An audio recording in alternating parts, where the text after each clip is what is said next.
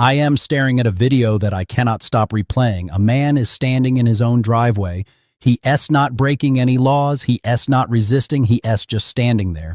And then an ICE agent asks him a question that should chill every single American to their core. Where were you born? And when the man asks why he needs to answer, the agent says something I never thought I'd hear in America. Because of your accent. Because of your accent. Let that sink in for a second. In the United States of America, in 2026, a federal agent demanded papers from an American citizen because of how he sounded, not because of a crime, not because of a warrant, because of an accent. I just finished reading through over 1,200 comments on videos covering what's happening in Minneapolis right now, and I need to talk about what I found. Because half of these ICE murders this year have happened in one city. Half. And what I discovered in these comments, what people are saying, what they were afraid of, what they were justifying, it is forcing me to confront something I really didn't want to believe about where we are as a country. This is my analysis. I could be wrong about some of this, but I don't think I am. And by the end of this, I think you are going to see why what's happening in Minneapolis right now isn't just about immigration. It's about whether we are going to let America become the kind of country where masked federal agents can demand your papers based on how you sound. Now, before I go any further, let me be clear about what I am doing here. I am not a lawyer. I am not an immigration expert. What I am is someone who spent 3 days reading your comments, watching footage from Minneapolis, talking to people on the ground, and trying to make sense of how we got to a place where ICE agents are kneeling on people's faces in broad daylight while crowds of Americans watch in horror. This is commentary. This is my perspective. But it's based on what I am seeing, what you were telling me, and what the evidence clearly shows. So let me tell you what I found in those 1,200 comments, because it's complicated and it's messy, and honestly, it is kind of terrifying. About 42% of the comments I analyzed were expressing absolute outrage at what ICE is doing. These aren't just progressives or Democrats. These are veterans who fought for this country, conservatives who believe in limited government, immigrants who came here legally and are watching their neighbors get brutalized, and just regular Americans who recognize fascism when they see it. One veteran wrote something that really stuck with me. He said his grandfather fought the Nazis in World War II, and now he's watching federal agents in masks demanding papers from people because of their accents, and he cannot believe this is happening in the country his grandfather risked his life to protect. But here's what surprised me. About 38% of comments were defending ICE. And I am not talking about the bot accounts or the obvious trolls. I am talking about real people who genuinely believe that what's happening in Minneapolis is necessary. They are saying things like, if you have nothing to hide, just show your papers, or they were only going after criminals, or this is what we voted for. And look, I disagree with these people profoundly, but I think it's important to understand where they are coming from. Because dismissing them as just racists or fascists, that doesn't help us understand how we got here. Then there is about 15% who are somewhere in the middle. They uncomfortable with what they were seeing, but they not sure if it is as bad as people are saying. They are asking genuine questions. They want to know if there's more context. They were worried about illegal immigration, but also worried about civil rights. And honestly, these are the people I am most interested in reaching. Because I think if they see the full picture, if they understand what's really happening, they're going to land on the side of defending American values. And then there's about 5% of comments that are just asking questions that nobody's answering. Like, why is half of Minneapolis' homicides this year caused by ICE? Why are they wearing masks? Why are they targeting people based on accents? Who's training these agents? Who's holding them accountable when they kill someone? These are the questions I want to dig into.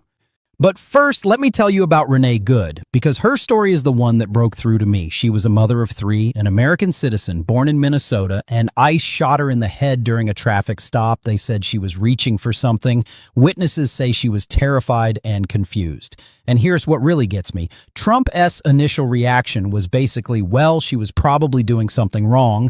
But then someone pointed out to him that her parents were lifelong Republicans.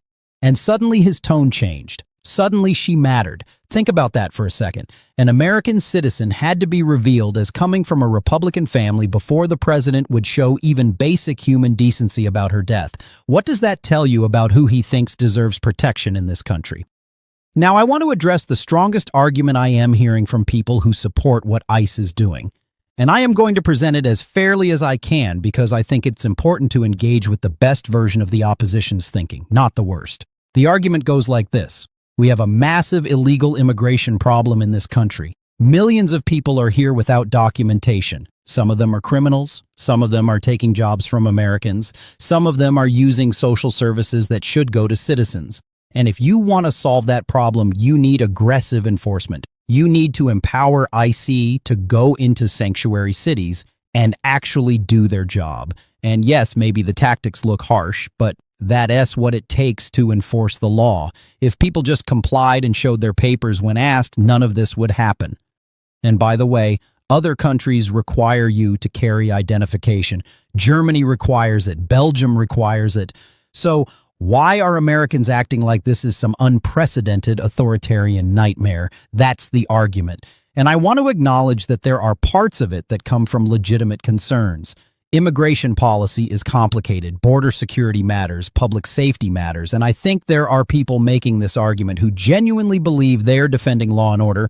But here's why I think this argument falls apart when you look at what is actually happening on the ground in Minneapolis. First, ICE is not primarily targeting criminals.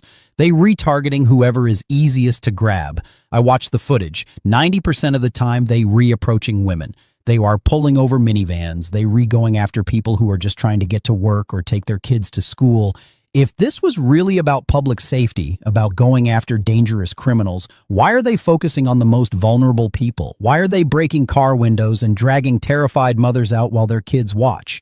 Second, they were not just going after undocumented immigrants, they re-detaining American citizens. Renee Good was a citizen. There are multiple reports of Native Americans being detained because ICE agents decided they looked foreign. There was a 6-year-old child, an American citizen, who is now in a cage in Texas. A 6-year-old. Think about that. A child young enough to be in first grade is being held in detention because of Trump's ICE Gestapo. Third, and this is crucial, the just show your papers argument ignores what America is supposed to be. We are not supposed to live in a country where federal agents can stop you on the street and demand documentation for no reason. The Fourth Amendment protects us against unreasonable searches and seizures. You have the right to go about your day without proving your citizenship to armed agents unless they have probable cause that you've committed a crime. An accent is not probable cause. Looking a certain way is not probable cause. This is basic constitutional law. And when people say, well, other countries require ID, okay, fine. In Germany, yes, you're supposed to carry identification. But German police don't just stop random people based on their accent and demand papers. They don't break down doors without warrants. They don't shoot people during traffic stops and then justify it by saying the victim should have complied. The comparison doesn't hold up. But here is what really terrifies me about what is happening in Minneapolis and why I think this is about so much more than immigration. ICE is operating as a regime enforcement tool. That's what this is. This isn't about public safety. It's about intimidation. It's about sending a message to anyone who might resist Trump's agenda. And the proof is in where they are choosing to operate.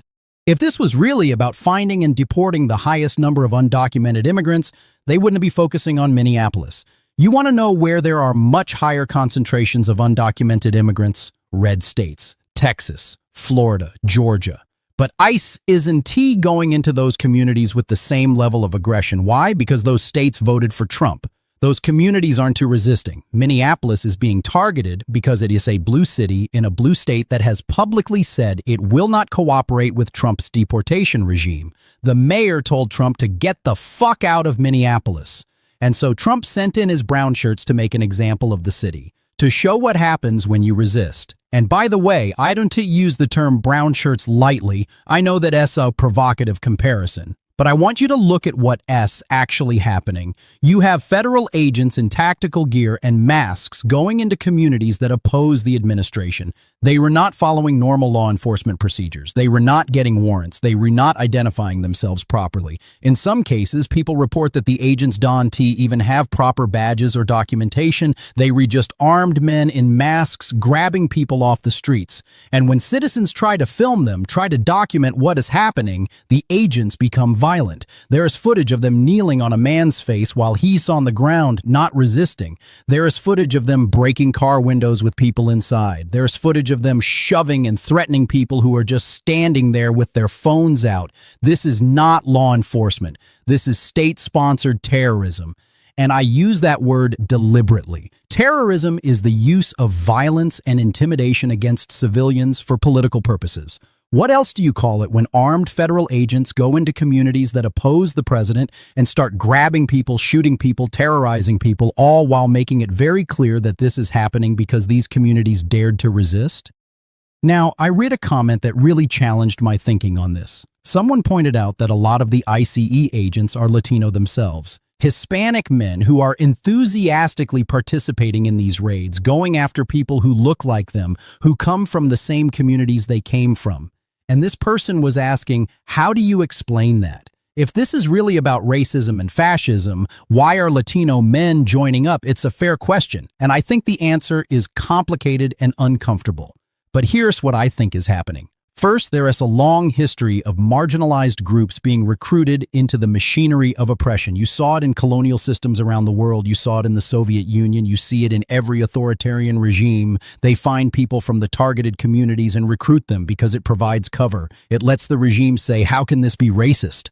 Look, we have Latino agents, and it creates division within the community. It makes it harder to organize resistance when some of your own people are the ones doing the oppressing. Second, and this is darker, I think some of these agents genuinely believe they are the good ones. They came here legally or they were born here, and they've internalized the idea that the people they are arresting are somehow lesser. They re-criminals, they re-illegals, they re-not like us. It's the I got mine, pull the ladder up behind me mentality. And authoritarians are very good at exploiting that psychology. But here's what these Latino ICE agents need to understand, and I'm going to say this as directly as I can. You are not safe. You think because you have a badge and a gun and you on the right side of this that you are protected? You not. History shows us over and over that the regime eventually comes for the people who helped build the machinery of oppression. Because at the end of the day, to the people at the top, you are still brown. You still have an accent, or your parents did, or your name sounds foreign. And when they redone using you, when the next wave of authoritarian crackdown comes, you're going to find out that the badge doesn't protect you. There's a quote from a Holocaust survivor that I keep thinking about. He said, "It wasn't a Hitler or Himmler who deported me, beat me, and shot my family. It was the shoemaker, the milkman, the neighbor who were given a uniform and then believed they were the master race." That's what is happening right now. Regular people, people who should know better, are putting on uniforms and convincing themselves that they are the good guys, that they just following orders, that they reinforcing the law, and they not seeing that they rebuilding a system that is going to consume them too. Let me tell you what I saw when I went to Minneapolis last week. I flew out there specifically to see this with my own eyes because I was getting so much contradictory information. And what I found was not a war zone. It was not a dangerous city overrun by criminals. It was a beautiful community full of people who are absolutely terrified. I talked to small business owners who are keeping their shops closed because they afraid ICE is going to come in and grab their employees. I talked to parents who wanted to let their kids walk to school anymore.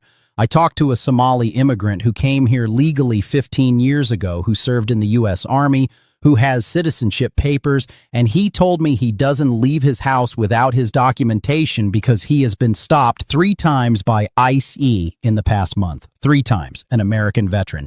Being stopped and interrogated on the streets of his own city because of how he looks and how he sounds. And I went to a protest at Powderhorn Park. There were thousands of people there. And you know what I saw? American flags everywhere. More American flags than I could count.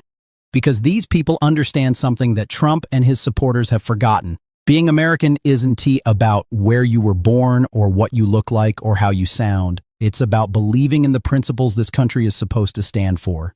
Freedom, justice, the rule of law, the right to live without fear of your own government. Those people at that protest, they were more American than the masked ICE agents terrorizing their neighborhoods. Now, I want to talk about something that a lot of people are dancing around, but nobody else saying directly. And I'm going to say it because I think it needs to be said.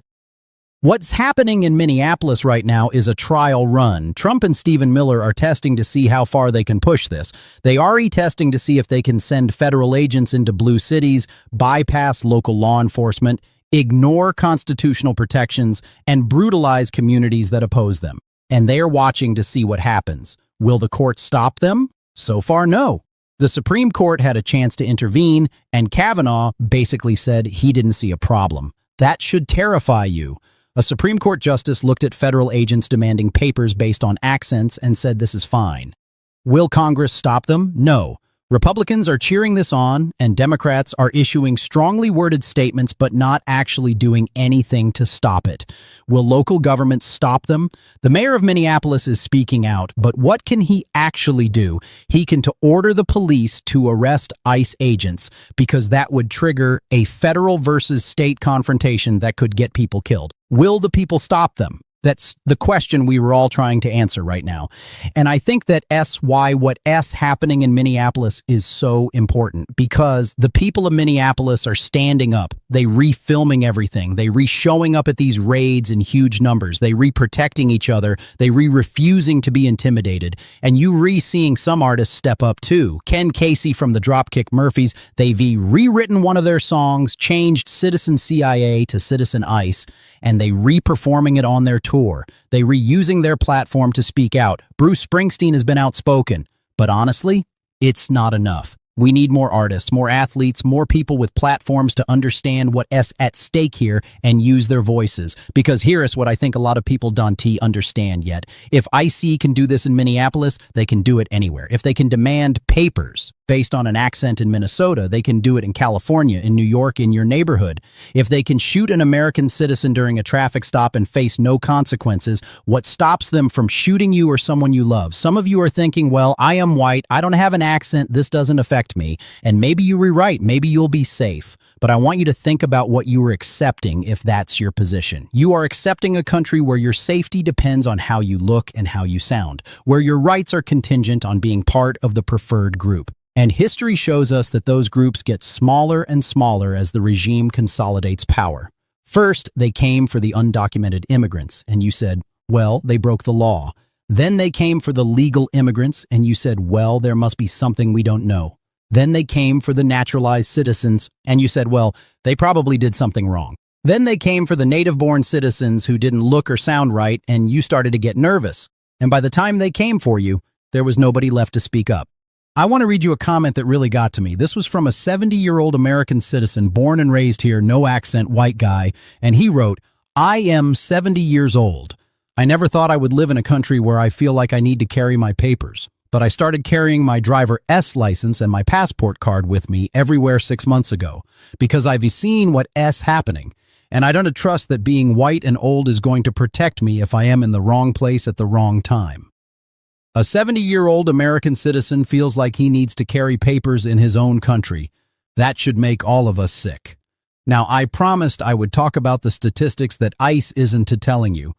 Half of the homicides in Minneapolis this year have been caused by ICE. Half. Let that sink in. This federal agency that's supposed to be making us safer is responsible for half the murders in a major American city, and the mainstream media is barely covering it. And when people point this out, when they say ICE is killing people, the response from Trump supporters is usually something like, well, they shouldn't have resisted or play stupid games, win stupid prizes. There's this complete dehumanization happening. These aren't people anymore. They illegals, they criminals, they invaders, and therefore anything done to them is justified. This is how genocides start. I'm not saying we at genocide yet, but I am saying we on a path, and if we don't change course soon, we're going to end up in a very dark place. And the people cheering this on, the people saying, good, get rid of them all, they need to understand that the machinery they are building doesn't shut off. It just finds new targets. Let me tell you about someone I met in Minneapolis. Her name is Maria, and I am changing it because she's afraid of retaliation. She came here legally 20 years ago. She is a nurse. She has 3 kids, all American citizens, all honor students. She pays taxes. She volunteers at her church. She's never been arrested, never been in trouble. She is exactly the kind of immigrant we should want in this country. Last month, ICE came to her house at 6 in the morning. They pounded on the door, screaming. Her kids were terrified. They demanded to come inside. She asked to see a warrant. They didn't have one. She refused to open the door. So they broke it down. They ransacked her house while her children screamed. They detained her husband, who's also here legally, and took him away. She hasn't seen him in 3 weeks. Nobody will tell her where he is. Nobody will tell her what he's charged with. He just disappeared into the system. This is America in 2026. A nurse and her family, all here legally, having their door broken down by masked federal agents who don to have a warrant and don to have to explain themselves. And when I tell this story, some people say, well, there must be more to it. And you know what? Maybe there is. Maybe her husband did something I don't know about. But the point is, she doesn't know either. They didn't charge him with anything. They didn't take him to court. They just took him. And that's not how law enforcement works in a democracy. That is how it works in a dictatorship. I want to talk about the legal framework that's allowing this to happen because I think a lot of people, Don T, understand it. There was a Supreme Court case, and Kavanaugh wrote a decision that basically said ICE agents can stop and detain people at will if they have reasonable suspicion that someone might be undocumented. And what counts as reasonable suspicion? Apparently having an accent, apparently looking Hispanic, apparently being in a neighborhood with a lot of immigrants.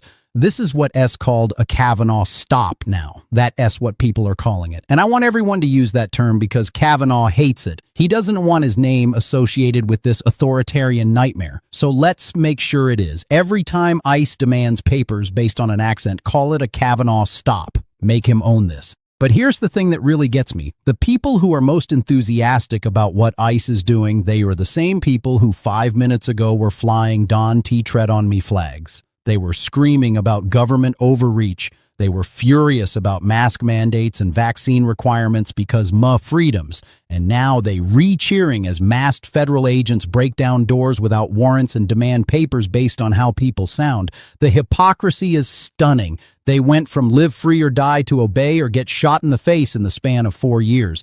And it's because deep down, they never actually cared about freedom. They cared about their freedom. Freedom for people who look like them and sound like them. Everyone else can be terrorized by the state, and that's fine. Now, I want to address something that I know some of you are thinking. You're thinking, okay, but what's the solution? We can just have open borders. We can just let anyone come in. There has to be immigration enforcement. And you're right. I am not arguing for completely open borders. I'm not saying we shouldn't have immigration laws. What I am saying is that enforcement needs to respect human rights and constitutional protections. What I'm saying is that we can secure our borders without terrorizing communities. What I am saying is that there's a massive difference between deporting people who have committed serious crimes and sending masked agents to grab anyone who doesn't look or sound American enough.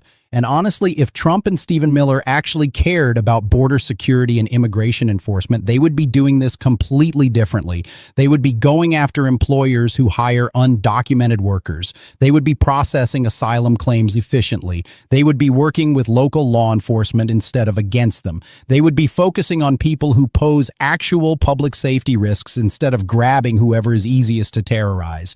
But that's not what this is about. This is about cruelty. This is about power. This is about showing that the regime can do whatever it wants to people it considers outsiders, and there's nothing anyone can do to stop them. Let me tell you what needs to happen, and I'm going to be as specific as I can, because vague calls for resistance don't help anyone. First, if you live in Minneapolis or you replanning to visit, go. Don't let ICE scare you away. Support local businesses. Show up at protests. Let the people of Minneapolis know they're not alone. Several musicians are doing this. The Dropkick Murphys have a show coming up in Minneapolis, and they planning something special during the day to be part of the resistance. More artists need to follow their lead. Second, document everything. If you see ICE operating in your community, film it. Get badge numbers if you can see them. Get license plates. Upload everything. Create a record. Because when this is over, when we've restored some kind of sanity to this country, there need to be consequences. These agents need to be held accountable. And the only way that happens is if we have evidence of every violation, every act of brutality, every constitutional right that was trampled. Third, support organizations that are fighting this legally. The ACLU is filing lawsuits. Various immigrant rights organizations are providing legal support to people who have been detained. They need funding. They need volunteers. They need people showing up. Fourth, and this is crucial, we need to make this politically toxic. Call your representatives, even if they are Republicans, especially if they are Republicans. Tell them that if they continue to support this, you will work to vote them out. Show up at town halls. Make them answer for why they are okay with federal agents demanding papers based on accents. Make them explain why they are okay with ICE killing American citizens. Fifth, prepare for this to get worse before it gets better. Stock up on supplies. Have a plan for if ICE shows up in your neighborhood. Know your rights. Know what you are legally required to do and what you are not.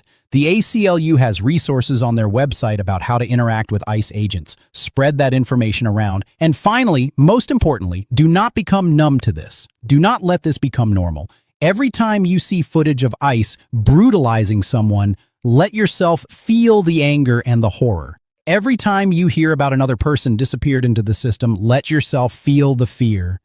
Because the moment we accept this as normal is the moment we lose. I'm going to leave you with this. I interviewed Ken Casey from the Dropkick Murphys, and he said something that really stuck with me. He talked about how his grandparents came to Boston from Ireland and they faced discrimination and they struggled, but they built a life. And he said he cannot comprehend the mentality of people whose families benefited from America's openness to immigrants who now want to slam the door shut on the next generation. He called it a complete failure of empathy and understanding. And yes, right. But I think it's even darker than that. I think it's not just a failure of empathy. I think it's a deliberate choice to see other people as less than human, as threats instead of neighbors, as invaders instead of fellow Americans. And that's what we were fighting against. We are not just fighting bad policy or overzealous law enforcement. We are fighting against a worldview that says some people matter and some people don't, that says some people deserve rights and some people don't, that says some people are American and some people are just occupying space until ICE comes to take them away. The people of Minneapolis are showing us how to fight back. They were standing up, they were protecting each other, they were refusing to be terrorized, and we need to follow their lead. Because what happens in Minneapolis today will determine what happens in your city tomorrow. I am going to Minneapolis again next month. I am going to be at the Dropkick Murphys show. I am going to be at the protests. I am going to document what I see. And I hope you will join me either physically or in spirit, because this is the fight of our lifetime. This is the moment where we decide what kind of country we're going to be.